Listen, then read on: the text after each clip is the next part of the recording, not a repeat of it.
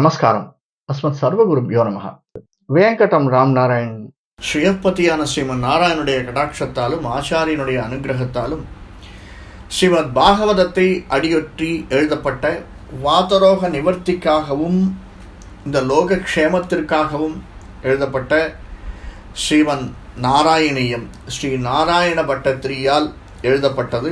அதில் நாம் 68 தசகங்கள் முடித்து 69வது தசகம் ராசக்கிரீடை. இந்த ராசக்கிரீடையினுடைய கடைசி பாகம் 5 பாகங்கள், 5 தசகங்கள். இதில் கடைசி பாகம் ராசக்கிரீடைனா என்ன? முதல்ல ஆரம்பிக்கச்சேவே நான் சொன்னேன். அதாவது இந்த ஜீவாத்மாவானது அந்த பரமாத்மாவோடு இரண்டர கலப்பது.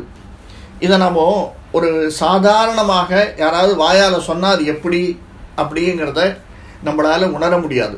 அதற்காகவே எழுதப்பட்ட இந்த ஸ்லோகங்கள் வருஷா வருஷமாக பிறவி எடுத்து இந்த ஜீவாத்மா ஒவ்வொரு பிறவியாக கடந்து அந்த பரமாத்மாவினுடைய அருகிலே வந்து, இப்போ திவ்ய தேசங்கள்னு சொல்கிறோம், எல்லா இடத்துலையும் கோவில்கள் இருக்கு, எல்லா கோவில்கள்லேயும் பெருமாள் இருக்கார். ஆனாலும் அந்த திவ்யதேசம் என்ன விசேஷம்? அந்த திவ்யதேசத்துக்குள்ளேயே கோவில்ல என்ன விசேஷம்? பெருமாள் கோவில்ல என்ன விசேஷம்? அதையே ஸ்ரீரங்கம், திருப்பதி, காஞ்சிபுரம், திருநாராயணபுரம் இப்படியான க்ஷேத்திரங்கள் என்ன விசேஷம்? ஒன்னொன்னுத்துக்குமான மகாத்மியம் அதிகமாக இருக்கு. அதே மாதிரி பகவான் அவதாரம் எடுத்தான். அந்த அவதாரத்திலே அவனை அடைய வேண்டி இவர்களெல்லாம் தவம் இருக்கிறார்கள். அந்த தவத்தை மெச்சி அவர்கள் ஊடவே நான் உங்களோட இருக்கிறேன். எப்படி? இப்போ நம்ம மனசுக்குள்ளேயும் பகவான் இருக்கான், நம்ம கூடயும் பகவான் இருக்கான். ஆனால் நம்மால் உணர முடியவில்லை. அதை நீங்கள் உணரும்படி நான் இருக்கிறேன் அப்படின்னு செய்து காட்டினது தான் ராசக்கிரீடை. சரி, இப்போது நம்ம சினிமா பார்க்குறோம். எல்லாருக்கும் அந்த சினிமா பார்க்குறது ஒரு பழக்கம் உண்டு. சினிமா பார்க்கலன்னா பல பேர் இந்த சீரியலாவது பார்த்துட்டு இருப்பான். பழங்காலத்து சினிமாலேருந்து இந்த காலத்து சினிமா வரைக்கும் ஒரே பேட்டர்ன் தான். என்ன பேட்டர்ன்னா இந்த பகவத்கீதை பேட்டர்ன் தான், இந்த பாகவதம் பேட்டர்ன் தான், இந்த மகாபாரதம் பேட்டர்ன் தான். அதுலேயும் இந்த ஸ்ரீமத் பாகவதத்தினுடைய பேட்டர்ன் அப்படியே இருக்குது. அதாவது அப்படியே அப்படின்னா சிமிலாரிட்டி. இந்த 3 கோடு போடுவா, 2 கோடு இல்லை 3 கோடு போட்டது, அந்த மாதிரி எடுத்துக்கணும். இப்போ அதில் இந்த ஒரு 4 சீன் வரும், 5 சீன் வரும். 5 சீன் வந்த உடனே 6வது சீன் ஒரு ஃபைட்டு, 7வது சீன் ஒரு பாட்டு, 8வது சீன் ஒரு அம்மாவோட அப்பாவோட ஒரு அப்படியே ஈர்ப்பு, 10வது சீன் உலகத்தை ரட்சிக்கிறது. இப்படியெல்லாம் எடுத்துன்னு போகிறது தான் பாகவதம். இதை நம்ம முதல்ல பார்த்தோம். பாகவதம் பெருமாளுடைய பிறப்பு, அவன் ஏன் பிறக்கிறான், அவனுடைய அடிப்படை என்ன, ஒரு பேக்ரவுண்ட் ஸ்டோரி ஒன்று இருக்கணும் இல்லையா, அதுக்கு அந்த ஸ்டோரியை பார்த்தோம். அடுத்தது பெருமாள் பிறந்தார். பெருமாள் பிறந்த இடத்தை விட்டு வேற ஒரு இடத்துக்கு வர்றார்.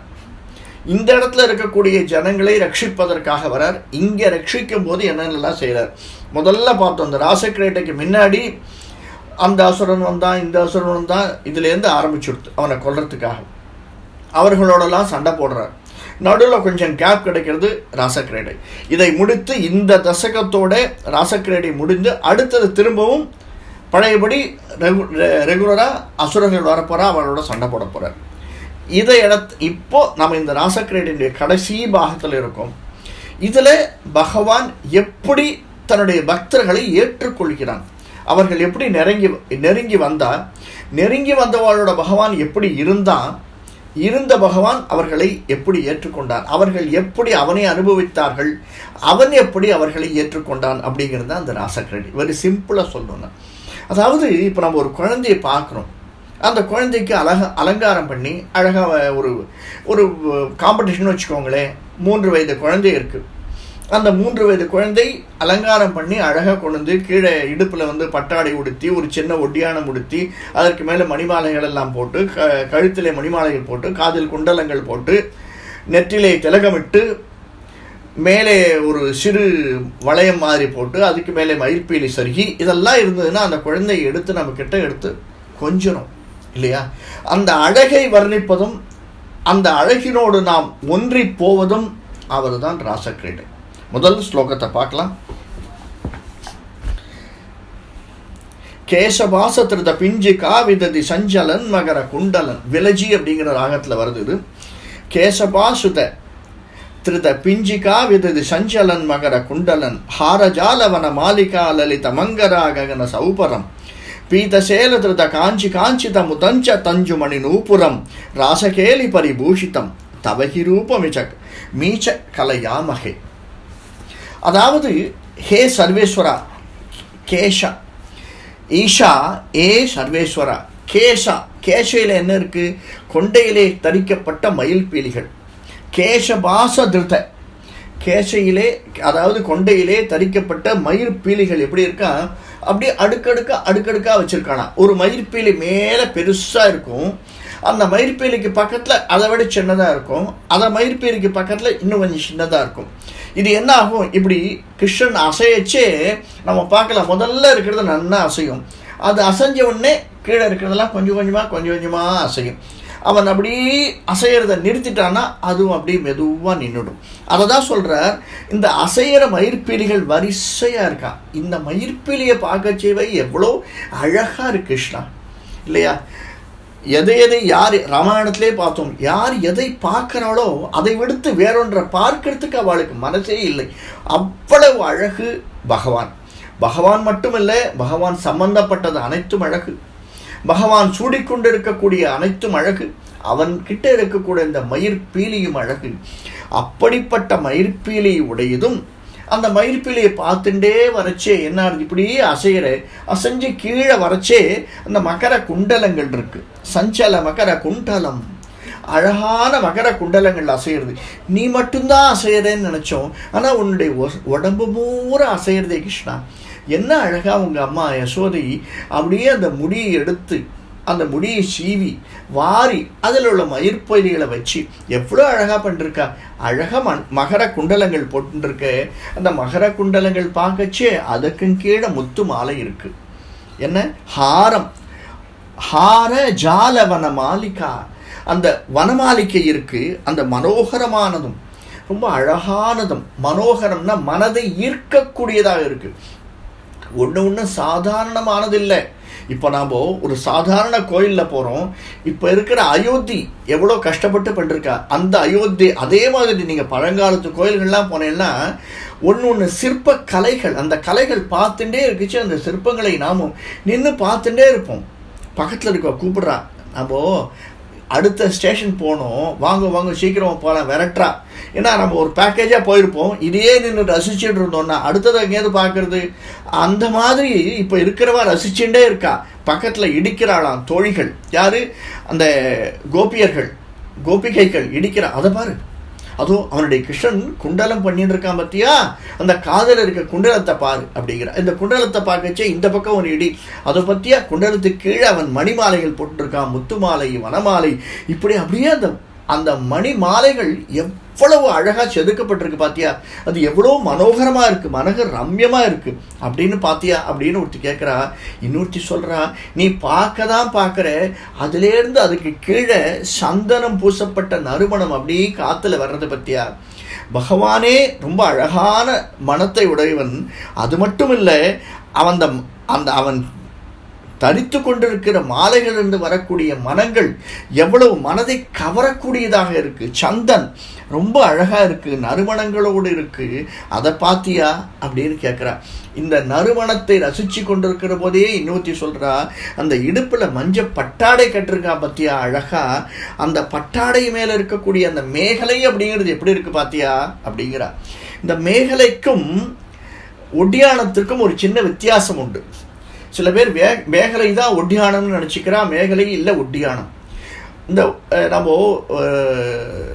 கோயில்களில் போனால் கூம்புன்னு வச்சுருப்போம். இந்த ஒட்டியானத்தை பார்த்தோம்னா அந்த நடுவில் இருக்கக்கூடிய கூம்பு மேல் பக்கமாக இருக்கும். அது கீழ்ப்பக்கமாக இருந்தால் மேகலை, மேல் பக்கமாக இருந்தால் ஒட்டியானம். அந்த மேகலை எவ்வளவு அழகாக இருக்குது பற்றியா. மேலே இருக்கிறது ஒட்டியானம், அதற்கு கீழே பட்டாடை, அதற்கு கீழே மேகலையால் எவ்வளவு அழகாக அவன் கட்டிருக்கான் பற்றியா. அது மட்டும் இல்லையா, அது ரொம்ப காந்தி பொருந்தியதாக இருக்கான்.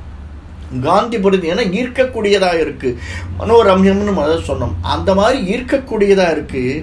அதை பார்த்தியா, அதை பார்க்கச்சு அவன் நடந்து வரான் பார்த்தியா, எவ்வளவு அழகாக இருக்குது. அந்த நடந்து வரச்சே அந்த கால்களில் சலங்கை கட்டிருக்கான், ஜல் ஜல் ஜல். அந்த சலங்கை ரத்தின சலங்கையா. அது என்னது? ரத்தின சிலம்புகள் உள்ள சலங்கை. நம்ம கேள்விப்பட்டிருப்போம். இந்த சலங்கையிலே வித்தியாசமான சலங்கை அப்படிங்கிறது ரீசண்டாக வந்த சிலம்பு. அந்த சிலம்பை கையில் எடுத்து கண்ணகி அடிக்கும் போது தான் தெரியும், இது முத்தாலான சலங்கை, நான் போட்டிருப்பது வேறு அப்படின்னு அரசன் சொல்லுவான். அந்த மாதிரி இந்த சலங்கை ரத்தினங்களால் ஆன சலங்கை. அதை பார்த்தியா, அந்த சிலம்பு காலிலே அடியக்கூடியது சிலம்பு, அதாவது தண்டை என்று சொல்வார்கள், அந்த தண்டைக்கு மேலே இருக்கக்கூடியது சிலம்பு. நம்ம இதில் நிறைய வித்தியாசங்கள் இருக்குது. பெண் அப்படிங்கிறதுக்கு எப்படியெல்லாம் எவ்வளவெல்லாம் வித்தியாசங்கள் இருக்கோ அந்த மாதிரி போட்டுக்கொள்ளக்கூடிய அணிந்து கொள்ளக்கூடிய நகைகளுக்கும் நிறைய வித்தியாசங்கள் இருக்குது. அந்த சிலம்பு கூட இருக்கே, இதையெல்லாம் பற்றிட்டு அவன் என்ன பண்ணிருக்கான், இவ்வளோ அழகாக வந்திருக்கானே, அந்த கண்ணனை நம்ம ரசிக்காமல் இருக்கலாமா? அவன் எதுக்காக தெரியுமா வந்திருக்கான்? யாரு இப்போ நேரம் இங்கே வந்துட்டார். இவ்வளவு சொல்லிட்டு இருக்கிற பட்டத்திரி சொல்கிறார், தாங்கள் திருவுருவத்தை நாங்கள் அல்லவோ தியானிக்கிறோம். தியானித்தல் அப்படின்னா என்ன? தியானம் அப்படின்னா என்னன்னா ஒருமுகப்படுத்துதல்னு அர்த்தம். எதை ஒருமுகப்படுத்துதல்? நம்ம இருக்கக்கூடிய இந்திரியங்களை ஒருமுகப்படுத்துதல். மெய்வாய் கண்மூக்கு செவி என்ற 5ஐயுமே ஒருமுகப்படுத்துதல். இதில் முக்கியமாக கண்ணை மூடிட்டோம்னா எல்லாத்தையும் நிறுத்திடலாம்.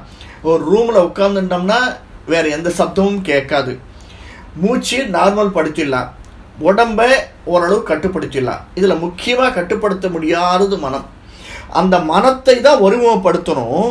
அந்த ஒருமுகப்படுத்தி நாங்கள் உன்னை தியானிக்கிறோம் அல்லவா சுவாமி. இதை தானே அவள் பண்ணிட்டு இருக்கா. கூட இருக்கிறவா அத்தனை பேரும் ராசக்கிரீடை பண்ணணும்னு நடிச்சுட்டு இருக்கிற அத்தனை கோபிகைகளும் என்ன பண்ணிட்டு இருக்கா, தன்னுடைய மனதை ஒருமைப்படுத்தி கண்ணனை தன்னுடனேயே வைத்துக் கொண்டிருக்கிறார்களே. பார்த்தவர்கள் பார்த்த வண்ணம் பிரமித்து போகும் வண்ணம் கண்ணன் அந்த ராசக்கிரீடையை அனுபவித்துக் கொண்டிருக்கிறானே. எல்லாம் அவனுக்கு ஒரு விளையாட்டு சுவாமி, எல்லாமே விளையாட்டு. மகாலட்சுமி பண்ணுறதை ஏற்றுக்கொள்ளக்கூடியவனும் அதிலிருந்து ஆரம்பிக்கிறது அவனுடைய விளையாட்டு. எல்லாமே அவனுக்கு ஒரு விளையாட்டாக அமைந்திருக்கிறது. கிருஷ்ணா, நீ இந்த ராசக்கிரீடையை எவ்வளவு அழகா நாங்கள் உன்னை தியானிக்கிறோம் பத்தியா. தவ ரூபம் கலையாமகே, நாங்கள் உன்னுடைய திருவுருவத்தை மனதிலேயே தியானித்து கொண்டு இருக்கிறோம் அப்படின்னு பட்டத்திரி சாதிக்கிறார். அடுத்த ஸ்லோகம் பாசுரம்.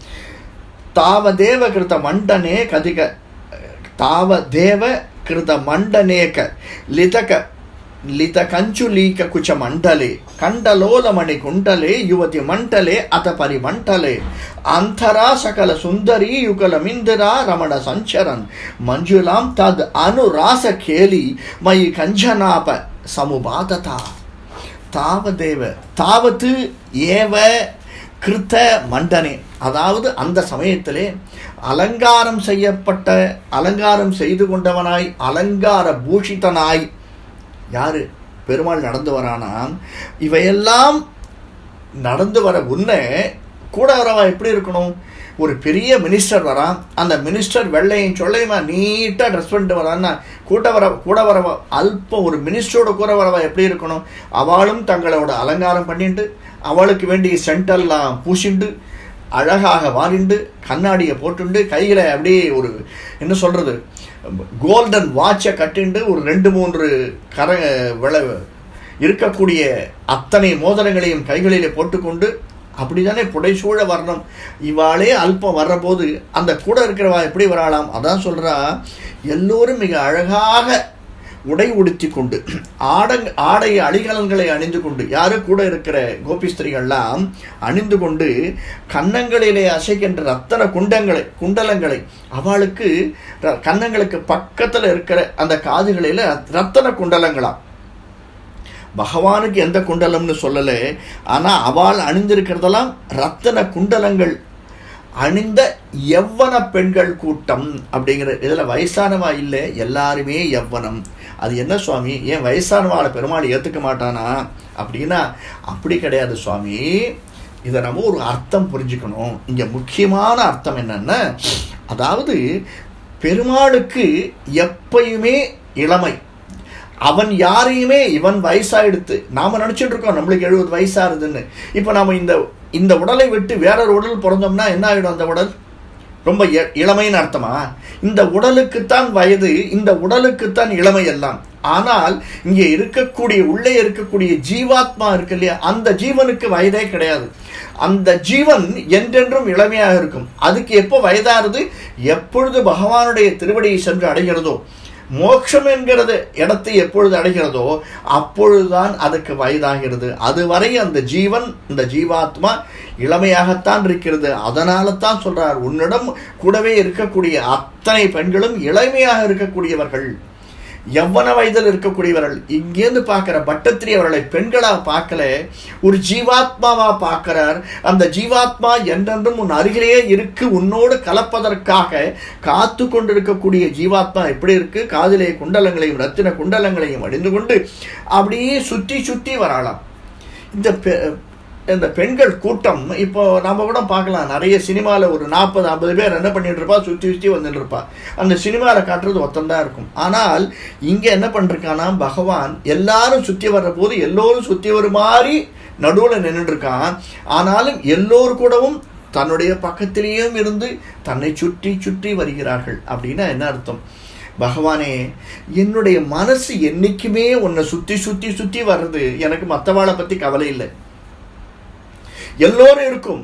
ஒரு பக்கம் நினைச்சு பார்த்தா என்னுடைய தாய் தந்தையர், சகோதர சகோதரிகள், என்னுடைய குழந்தைகள், என்னுடைய நண்பர்கள், இப்படி அனைவருக்கும் இருக்கக்கூடிய இடத்திலேயும் என்னுடைய மனது உன்னை மட்டுமே சுற்றி சுற்றி வருகிறது. நீயோ நடுவிலே ஈர்க்கப்படுபவனாய் இருக்கிறாயே, நடுவில் நீ சஞ்சரித்து கொண்டு அப்படிங்கிறார். அந்தரா சஞ்சரன், நீ நடுவிலே சஞ்சரித்து கொண்டு எல்லோராலும் ஈர்க்கப்படுபவனாய், லக்ஷ்மி காந்தனாகி இந்திரா ரமணகா அயி கஞ்சனாமா, ஏ பத்மநாபா, எல்லோராலும் ஈர்க்கப்படுபவனாக இருக்கிறாயே, அப்படிப்பட்ட நீ அல்லவோ மனோகரமான ராசலீலையை செய்து கொண்டிருக்கிறாய் அப்படின்னு 2வது ஸ்லோகத்தில் சாதிக்கிறார். இதை பாகவதம் என்ன சொல்றதுன்னு பார்ப்போம்.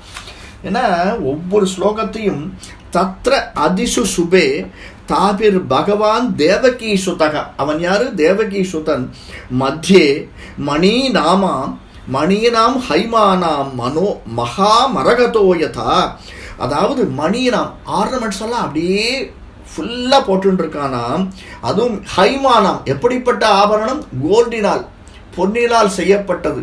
அந்த ஆபரணங்களை, அது மட்டும் இல்லை, மகா மரகதோ சஃபயர், ஒன்று ஒன்றா சொல்கிறது. பச்சையினால், பச்சை கற்களினால் செய்தவன், மணியினால் செய்தவன், இப்படியாக அந்த அழக விளக்கிறார். ஒரு பெரிய ஆபரணம், அந்த ஆபரணம் முத்துக்களும் மணிகளாம் செய்தப்பட்டது. அதன் இடையிலே கோர்க்கப்பட்டது எது?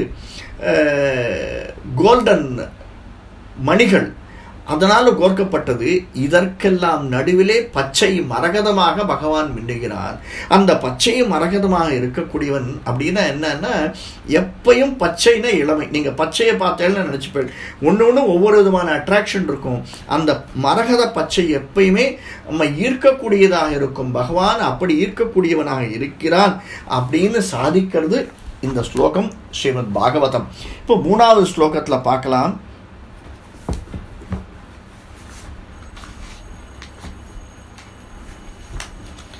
வாசுதேவ தவ பாசமானமிக ராசகேலி ரச சௌபரம் தூரத்தோ அபி கலு நாரதா அகித தித மாகலய்ய குது கலா குது காக்குல வேஷபூஷண விலாச பேஷல விலாசினீச்சர ஆவృతా நாகதோ யுகபாத யுகபதா கதா வியதி வேகதோ அத சுரமண்டலி வாசுதேவ தவ பாச வாசுதேவ, ஹே வாசுதேவனே. இப்போ அவர் பாகவதம் சொல்லிட்டு இல்லையா, வசுதைவன், வசுதேவனுடைய புத்திரன் வாசுதேவன், தேவகி சுதகா, தேவகி நந்தனன், அப்படிப்பட்ட வாசுதேவா, நீ எங்கே இருக்க? இந்த ராசக்கிரீட்டை எங்கே நடக்கிறது அப்படிங்கிறத இடத்தை அவர் மென்ஷன் பண்ணுறார் பாருங்கோ நாராயண பட்டத்திரி. இத மாசமானம், அதாவது யமுனை கரையிலே பிரகாசிக்கக்கூடியதாக விளங்குடைய தங்களுடைய ராசலீலை வைபவத்தை யாரு சொல்றா? இதெல்லாம் இப்போ இங்கே கீழே ராசலேலி நடந்துட்டு இருக்கு. இதையெல்லாம் ட்ரோனில் போட்டு பார்த்துட்டு இருக்கா. அங்கேருந்து முதல்ல ட்ரோனை அனுப்பிச்சு பார்க்குறா. யாரு ட்ரோனு நமக்கு தெரியும். பார்த்துட்டு வந்து சொல்றதுக்காக ஒரு ட்ரோன், பெர்மனன்ட் ட்ரோன் யாருன்னா நாரதர். ஒரு இடத்துல ஒரு விஷயம் நடக்கிறதுனா உடனே அந்த ட்ரோன் வந்துடும், பார்த்துட்டு உடனே போய் தேவர்களை எல்லாம் கூட்டின்னு வருவார். ஆஹா, இங்கே வாங்கோ, இங்கே வாங்கோ, அங்கே பார்த்தேடா ஜீவாத்மாவும் பரமாத்மாவும் இங்கே நீங்கள்லாம் காத்துட்டு இருந்தாலே இந்த ஜீவர்களெல்லாம், இவர்களெல்லாம் எல்லோரும் கீழே சென்று என்னவா இருக்கா, இப்போ கோபிகைகளா இருக்கா. அந்த கோபிகளையெல்லாம் ஏற்றுக்கொள்ளக்கூடியவனாக பகவான் அங்கே ராசக்கிளையிலே நடத்தி கொண்டிருக்கிறான். அதையெல்லாம் வந்து பாருங்கள் அப்படின்னு தூரத்து அப்பி கலுகு, வெகு தூரத்திலிருந்து நாரதர் என்ன பண்றார், நாரதா கதிதம் ஆகலைய நாரதர் கூறுறாராம், சீக்கிரம் வாங்கோ. யாரை கூப்பிடுறார்? அத சுர மண்டலி, சுரர் அசுரர், சுரர்னா தேவர், தேவர்கள் அத்தனை பேரும் தேவ சமூகத்தை எல்லாம், சுர மண்டலி தேவ சமூகத்தை எல்லாம் கூப்பிடுறாராம். இங்கே வாங்குவோம், இங்கே வாங்குவோம், இங்கே வாங்குவோம். மேலேந்து பாருங்க எவ்வளவு அழகா இருக்குறா கிருஷ்ணன் பண்ணக்கூடிய ராசக்கிளையில எப்படியெல்லாம் இருக்கு பார்த்தீங்களா அப்படின்னு. இப்போ எல்லாரும் வந்து அந்த ராசக்கிரீட்டையை பார்க்குறா. மேலேந்து ஒரு 1000 பேர் தேவர்கள் எல்லாம் பார்க்குறா. அதை இவர் தன்னுடைய கண்ணால் சொல்றார் பாருங்க. வேஷம், பூஷணம், ஸ்ருங்காரம், சேஷ்டை இப்படியெல்லாம் இருக்கு. கிருஷ்ணன் ஒரு பக்கம் என்ன பண்றான், வேஷம் போடுறான். யார்கிட்ட? இந்த கோபிகள் கிட்ட. அவரவர்களுக்கு எப்படியெல்லாம் எடுத்துக்கிறாளோ அந்த மாதிரி வேஷம் போடுறான். நாம கிருஷ்ணனை ரங்கநாதனா பார்க்கணும் அப்படின்னு நாம நினைச்சோம்னா ரங்கநாதனா இருக்கான். இல்லை அவன் வந்து வரதனா இருக்கணும், காஞ்சி வரதனா இருக்கணும்னு நினைச்சா காஞ்சி வரதனா இருக்கான். இல்லை பெரிய திருமலையில் இருக்கக்கூடிய வெங்கடேசனா இருக்கணும் அப்படின்னு நினைச்சா வெங்கடேசனா இருக்கான். அதை மாதிரி வேஷம் போடுறானா. எந்த மாதிரி வேஷம் போடுறான்? அது மட்டும் இல்லை, அவன் அணிந்திருக்கக்கூடிய பூஷணங்கள் எவ்வளவு அழகா இருக்கு பார்த்தீங்களா. இவ எல்லாத்தையும் பார்க்குறான் மேலேந்து. அது மட்டும் இல்லையே, அவன் செய்யக்கூடிய சிங்கார சேஷ்டைகள் சாதாரண சேஷ்டை செய்யலப்பா. அவன் ஒவ்வொரு கோபிகைகளுடையும் அவரவர்கள் நினைத்தபடி சிங்காரமாக சேட்டை செய்து கொள்ளுகிறான். இவர்களுக்கெல்லாம் அழகாக அநேக லட்சணத்துடனும் கூடப்பட்டதாக அந்த ஸ்ரீகளெல்லாம் கோபிகளெல்லாம் எவ்வளவு அழகாக ஒன்று சேர்ந்து ஒரு உதாரணம் சொல்றார். நாம சொர்க்கலோகத்துல எப்படி இருக்கோமோ, எப்படி பகவானை அனுபவிச்சுட்டு இருக்கோமோ அந்த மாதிரி அவ கீழே அனுபவிச்சுட்டு இருக்கா. அதுதான் அங்க பொறாமையே. நாரதர் கூட்டு வந்து காட்டுறதுக்கு காரணம் என்ன? நாம எப்படி இங்க சொர்க்கலோகத்துல இருக்கோமோ அந்த மாதிரி கீழே அவ அனுபவிச்சுட்டு இருக்கா அப்படின்னு காட்டுறேன். நாகதா வேகதா யுக பதகா, அதாவது சீக்கிரம் ஓடி வாங்கோ, வேகமாக வாங்கோ, நாம் எப்படி இருக்கிறோமோ அந்த மாதிரி அவள் இருக்கா. அப்படின்னா என்ன அர்த்தம்? பகவானுக்கு வேறுபாடெல்லாம் கிடையாது சுவாமி. அவன் சொர்க்கத்தில் இருக்கிறவா, நரகத்தில் இருக்கிறவா, இவா கீழ்ந்தவா, இவா மேலானவா, இவா மனித ஜாதி, இவா மிருக ஜாதி எதுவுமே கிடையாது அவனுக்கு. எல்லோரும் ஒன்றுதான். அவனிடம் யார் யாரெல்லாம் பக்தி பண்றாளோ, யார் யாரெல்லாம் அவனை சரணாகதி என்று அடைகிறார்களோ அத்தனை பேரிடமும் அவன் ஒரே மாதிரி தான் சுவாமி இருக்கான். பார்த்தேளா? அப்படிங்கிறத சொல்ல வந்த நாராயண பட்டத்தில். இப்போ அடுத்த ஸ்லோகம் பார்க்கலாம். அவன் சும்மா நிக்கல, மணிகளெல்லாம் அழிஞ்சுட்டு இருக்கான். இருந்தாலும் வேணுநாத கிருத்த தானதா நகல கான ராக கதி யோஜனா லோபனீய மிருது பாத கிருத தால மேலன மனோகரம் பாணி சங்கணித சங்கணஞ்ச முகுரம் சலம்பித கராம்புஜம் சோனி பிம்ப சலதம் அம்பரம் பஜத ராச கேலி ரசடம்பரம். அதாவது வேணுகானம் செஞ்சிருக்கான். வேணுகானத்தினால் அந்த அப்படியே புல்லாங்கலை வைத்து கொண்டு வேணுகானத்தை இசைத்து கொண்டு அந்த இனிமையினால் எல்லோரையும் ஈர்த்து கொண்டிருக்கானாம். அவன் சாதாரணமாக நிற்கலை. அவன் சாதாரணமாக நின்னாலே எல்லோரும் ஈர்ப்பு தான், அதில் ஒன்றும் வித்தியாசமே இல்லை. இருந்தாலும் அவன் என்ன எல்லாரையும் ஈர்த்து கொண்டிருக்கான். எப்படி மனசால இருக்கிறானா, மானஸ்வரங்களை கூப்பிட்டு காண்பித்து இனிமையாக பாடி பல ராகங்களுடன் கதி சேர்ப்பது போல் இருந்து மிக அழகு வாய்ந்த மிருதுவான காலடிகளை வைப்பது போல் அதாவது அவ்வளவு சாஃப்டாக, நம்ம குழந்தையினுடைய காலடி எடுத்து பார்த்தோம்னா எவ்வளவு சாஃப்டாக இருக்குமோ அந்த மாதிரி அவ்வளவு மிருத்துவாக இருக்கான் பகவானுடைய திருவடி. அவ்வளவு சாஃப்டாக இருக்கான் பகவானுடைய திருவடி. நம்ம சொல்லுவோம் பகவானுடைய திருவடியை பற்றி சொல்லச்சே, தாமரை போன்ற இதழ்கள், தாமரை போன்ற கன்னம், தாமரை போன்ற உதடு, தாமரை போன்ற கண்கள், தாமரை போன்ற கைகள், தாமரை போன்ற கால்கள். அந்த கால்களும் அந்த தாமரை மீது இருக்கக்கூடியது. அதனால இந்த தாமரை வெள்ளையாக தான் இருந்துதான். ஏன்னா சரஸ்வதி கேட்கச்சே தாமரை வெள்ளையாக தான் இருந்துதான். இந்த பகவான் கால் அந்த தாமரை மேலே பட்டு பட்டு பட்டு அப்படியே அந்த பிங்க் நிறமாக எடுத்தான் தாமரை. அந்த தாமரைக்கு பகவானுடைய ரூபமும் பகவானுடைய சுரூபமும் பகவானுடைய மேன்மையும் அந்த தாமரைக்கு வந்துருத்தான். அப்படிப்பட்ட தாமரை போல் இருக்கக்கூடியது.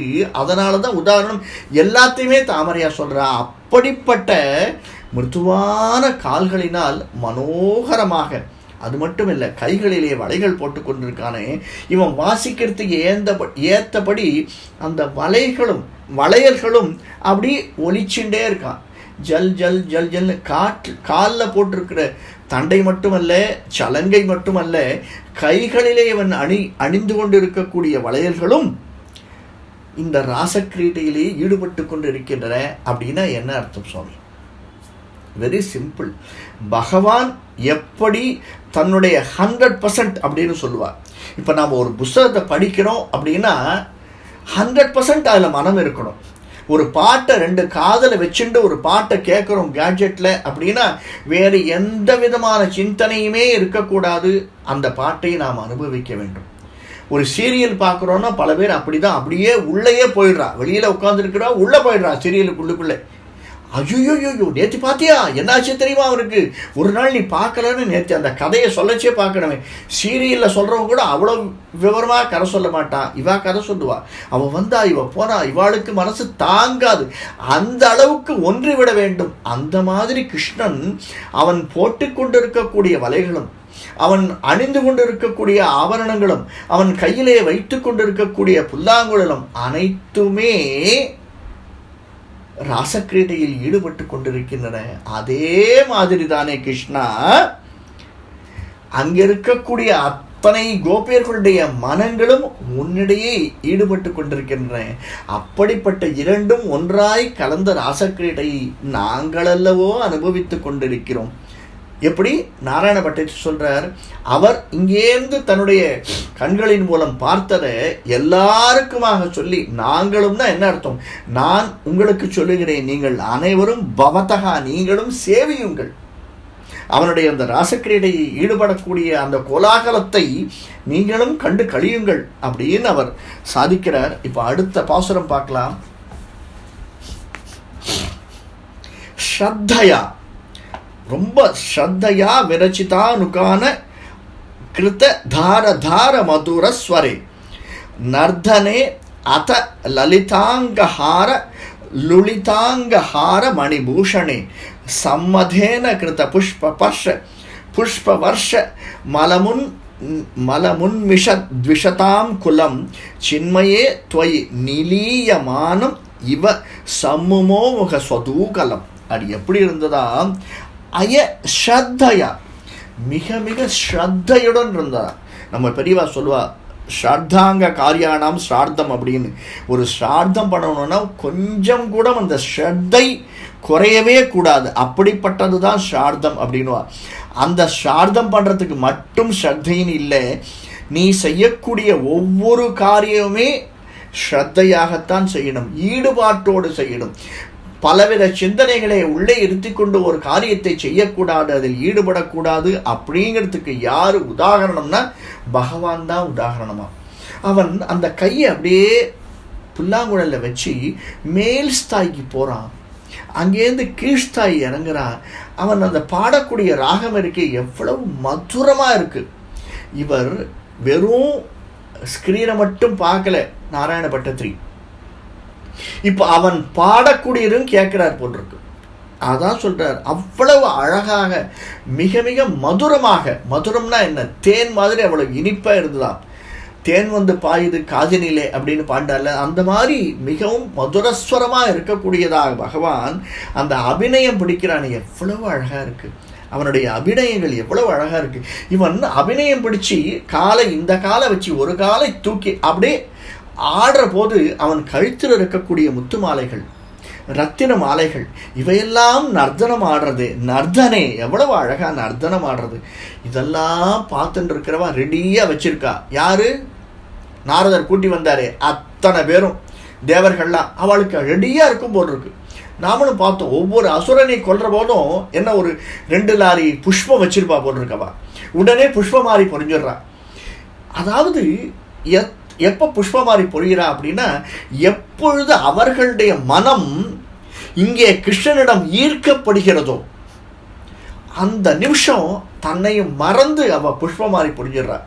அதாவது அப்படியே கிருஷ்ணனோடு கலந்து விடுகிறார்கள் அந்த தேவர்கள். அப்படிங்கிறதா புஷ்பமாரின்னு சொல்றார். அதை தான் சம்மதேன கிருத்த புஷ்ப வருஷே. சம்மதேன பேரானந்தமா அவளுக்கு இந்த ராசக்கிரீடையை கண்டு கொண்டு இருக்கக்கூடியவர்கள். அதுவும் கிருஷ்ணன் சதங்கையோடு, மணிகளோடு, முத்து மாலைகளோடு, அபிநயத்தோடு, அழகான ஸ்வரத்தோடு, மதுரமான ஸ்வரத்தோடு, புல்லாங்குழலினால் இசைத்து கொண்டே அவன் மிருதுவான காதல்களை வைத்து அப்படியே ஆடக்கூடிய அந்த கோபிகளுடன் சேர்ந்து ஆடக்கூடிய ராசலீலையை முழுமையாக கண்டு ரசிக்கின்ற அந்த தேவர்கள் அங்கேருந்து புஷ்பமாரி வர்ஷிக்கிறாளாம். புஷ்பத்தை வர்ஷிக்கிறான மழை மாதிரி பொழியறாளாம் அந்த தேவர்கள் எல்லாம். ஆகா,